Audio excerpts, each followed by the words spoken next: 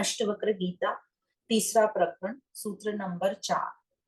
श्रुत्वापि शुद्ध चैतन्यम आत्मानाम अति सुंदरम उपस्थे अत्यंत संसक्तो मालिन्यम अधिगच्छति।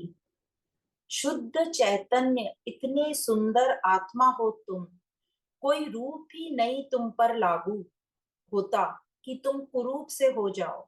ऐसा सब वेदांत और श्रुति से जानकर भी तुम्हारी आसक्ति कम नहीं हो रही है, यह ठीक नहीं है, फिर तो मलिनता को ही पाओगे। तो यहाँ कहा गया है, आत्मा को शुद्ध चैतन्य व अति सुंदर सुनकर भी कैसे कोई इंद्रियों के विषय में अत्यंत आसक्त होकर मलिनता को प्राप्त होता है। तो कहते हैं अष्टवक्र जी कि जब तुम्हें इतनी सरलता से इतना क्लियरली सब बता दिया कि तुम शुद्ध चैतन्य आत्मा हो, अति सुंदर हो। अति सुंदर मतलब वह जिसकी किसी से तुलना ही नहीं की जा सकती, इसलिए कहा है अति सुंदर। अरूप हो तुम, तो तुम कुरूप तो हो ही नहीं सकते, कोई संभावना ही नहीं है तुम्हें कुरूप होने की, क्योंकि तुम तो अरूप हो। और यह सब वेदांतों से हमको अनेकों बार सब बता दिया गया है, फिर भी तुम इस जगत में विषयों भोगों में आसक्त हो रखे हो। तुम यह सुनकर भी अपने आप को बदलते क्यों नहीं? अभी तक चलो मान लो कि तुमको ज्ञान नहीं था, पता नहीं था, पर अब तो ये ज्ञान हो गया है।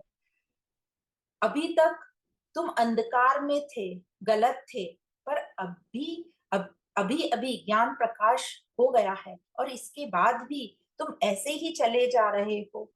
इसे तो गलत निर्णय ही कहा जाएगा कि पता होने के बाद भी तुमने गलत रास्ते का चुनाव किया। तो अष्टवक्र जी कह रहे हैं, क्यों ये सब जानने के बाद भी तुम अंधेरे को ही चुन रहे हो? शास्त्रों ने दहाड़ दहाड़ के बता दिया, गुरु ने रास्ता दिखा दिया, अब और क्या किया जा सकता है? क्योंकि करना तो अब जो भी है हमको ही करना है, चुनाव तो हमको ही करना है। तो पूछ रहे हैं गुरु कि क्या तुम्हें अशुद्धि में ही रहना है, शुद्ध नहीं होना है? क्या तुम्हें अहंकार में ही पड़े रहना है? क्या आत्मा नहीं होना है? तो बार बार कह रहे हैं कि तुम जानते हुए भी गलत करोगे तो तुम्हें कोई नहीं बचा सकता। तुम मलिनता को ही प्राप्त होगे, मतलब नरक को ही प्राप्त होगे, मतलब दुख ही पाओगे, कोई नहीं तुम्हें बचा पाएगा। क्योंकि गुरुओं ने, वेदों ने बहुत बेहतरीन उपहार दिया है तुम्हें, तुम्हें उसकी कोई कीमत ही नहीं है। ये बड़े आश्चर्य की बात है कि सब कुछ इतना सरलता से बताने के बाद भी, मिल जाने के बाद भी इस अंधेरे का चुनाव कर रहे हो।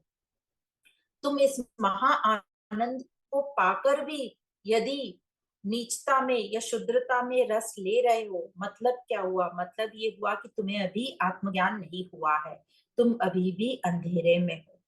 तो क्या कहना चाह रहे हैं गुरु कि हम, हमारे पास है आनंद, फिर भी हम छोटी छोटी खुशियों में ही अपने आप को कह देते हैं कि हम तो आनंदित हैं। क्या छोटी छोटी खुशियां? कि समझो कि मुझे कुछ मिल गया, मेरे मन लायक परिस्थितियां बन गई, तो हम कह देते हैं हम बहुत खुश हो गए कि मेरे मन लायक काम हो गया। या मेरे तन को कुछ मिल गया, मेरे तन को किसी ने सहला दिया तो मेरा तन को सुख मिल गया। और इन्हीं सब तन की चीजों में, मन की चीजों में ही हम कह दे, हमको लगता है कि यही उच्चतम सुख है, और हम कह देते हैं कि हम तो बहुत आनंदित हैं। बल्कि तुम तो उच्चतम आनंद के अधिकारी हो, तुम बड़ी खुशी के अधिकारी हो, हकदार हो। तुम क्यों ये छोटी छोटी खुशियों में अटक कर रह गए? तुम्हारे जीवन का उद्देश्य है कि तुम उच्चतम खुशी मतलब आनंद को प्राप्त हो जाओ।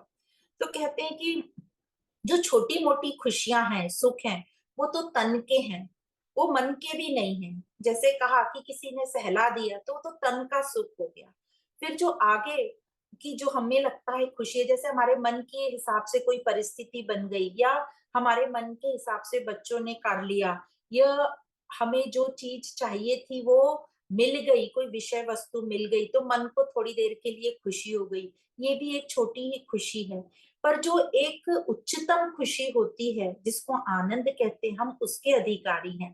तो ये जो छोटी मोटी खुशी है कि खाने को कुछ मिल गया मन लायक, या किसी ने सहला दिया, ये तो जानवरों को भी प्राप्त हो जाती है और वो उतने में ही सुखी रहते हैं।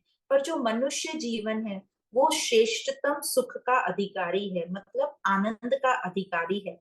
तो उसको उसके लिए मेहनत करनी है, कोशिश करनी है। और वो कोशिश कैसे होगी? हमारी तपस्या से, हमारी साधना से। और ये जो उच्चतम आनंद है, ये कब प्राप्त होता है? जब हमारा अहम, यह अहंकार ही मिट जाता है। मतलब जो मांगने वाला है वही जब मिट जाता है, तो जो आनंद होता है, जिसको बोलते हैं अतिरे आनंद भयो, वो आनंद की प्राप्ति के हम हकदार हैं। तो छोटी मोटी ये निचली खुशियों में, सुखों में अपने आप को आनंद मत कह दो, ये आनंद नहीं है। उच्चतम आनंद के लिए संघर्ष करो, साधना करो, तपस्या करो, ताकि हम उच्चतम आनंद को प्राप्त कर सके। पर हम लोग क्या हैं?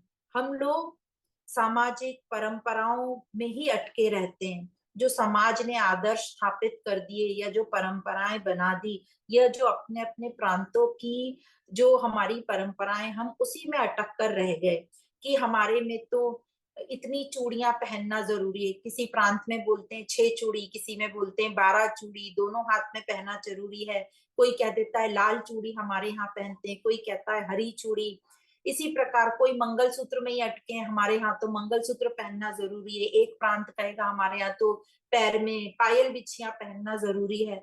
तो हम ऐसी ही परंपराओं में अटक कर और इसी विचारों में अटक कर रह गए।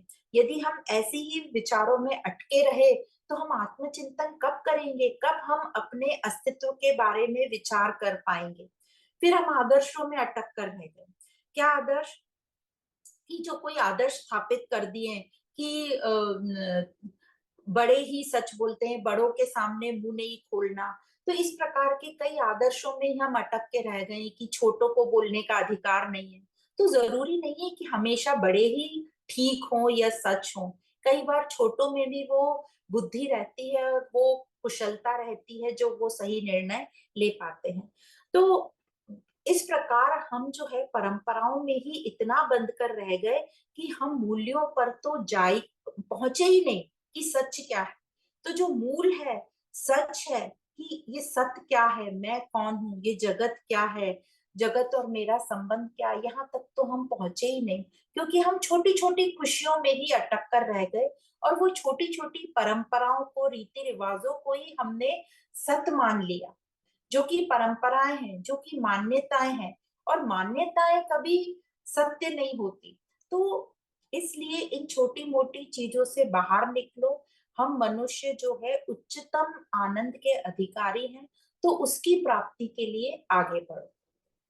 तो इस प्रकार इस श्लोक में अष्टवक्र जी कह रहे हैं कि कैसे हमें ज्ञान होने के बाद भी, सब कुछ वेदों का ज्ञान हो गया, गुरुओं ने बता दिया, तो भी हम अंधकार वाला रास्ता ही चुन रहे हैं। और ऐसा रास्ता हम चुनेंगे तो हम नर्क को ही प्राप्त होंगे। नर्क मतलब समझ लेना कि नर्क मतलब वो कोई ऐसा नहीं बोल रहे कि कोई दूसरी जगह है जहाँ हमें बहुत परेशानी या दुख होंगे। नरक मतलब अभी यहीं पर जो हमें दुख प्राप्त हो रहा है, भरम और भय या लालच के कारण।